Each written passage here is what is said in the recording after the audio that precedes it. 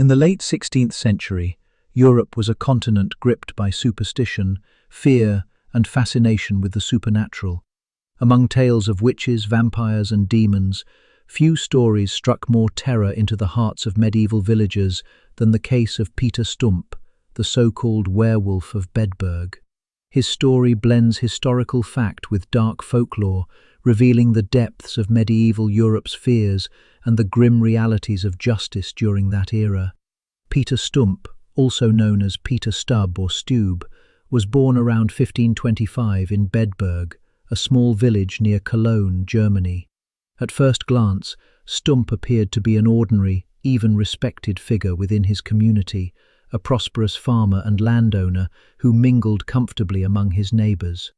Yet, hidden beneath this veneer of respectability was a man whose alleged crimes would become legendary, echoing down through history. Beginning around 1564, Bedburg and the surrounding countryside were haunted by a series of horrific attacks. Villagers reported livestock slaughtered, their remains grotesquely mutilated. Soon after, the disappearances extended beyond animals. Children and adults began vanishing, their bodies later discovered brutally mauled and partially devoured. The violence was relentless, escalating the panic that consumed Bedburg. The community was convinced a monstrous predator roamed among them. Suspicion soon pointed towards something more sinister than mere animal attacks. Villagers whispered that a werewolf was responsible, a human cursed or empowered by demonic forces to transform into a beast. The villagers' fear was not entirely unfounded. Lycanthropy, the belief in humans turning into wolves, was widely accepted in medieval Europe, often intertwined with accusations of witchcraft and sorcery.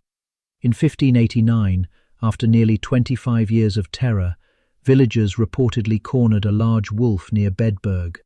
Pursuing it through dense woods, they believed they had trapped the creature.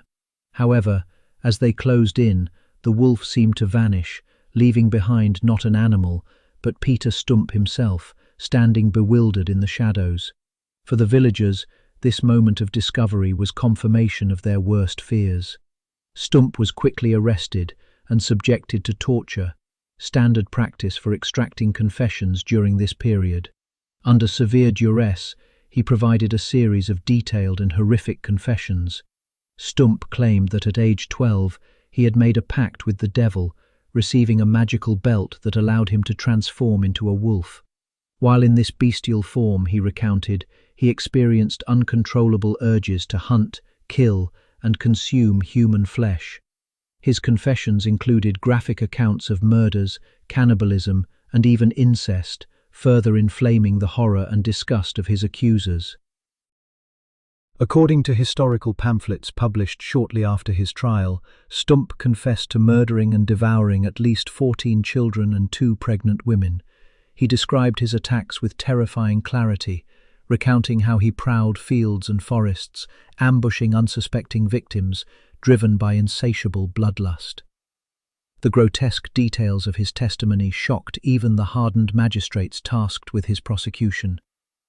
Historians today remain skeptical of these confessions, noting they were almost certainly extracted under extreme torture. Nonetheless, at the time, Stumpp's admissions were accepted without question.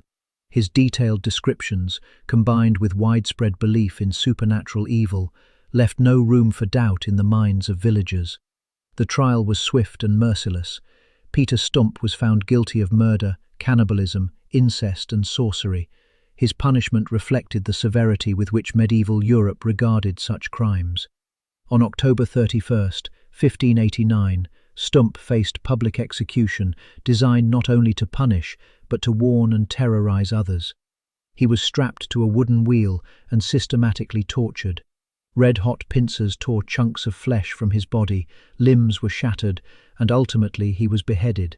His remains, along with those of his daughter and mistress, both accused of complicity, were burned to ashes. Authorities erected a grim monument to remind villagers of the horrors committed and justice served, displaying the wheel, torture instruments, and Stumpp's severed head. But what truth lies behind the legend of Peter Stumpp? Modern historians often interpret his case as an example of mass hysteria, superstition, and political scapegoating rather than genuine criminality.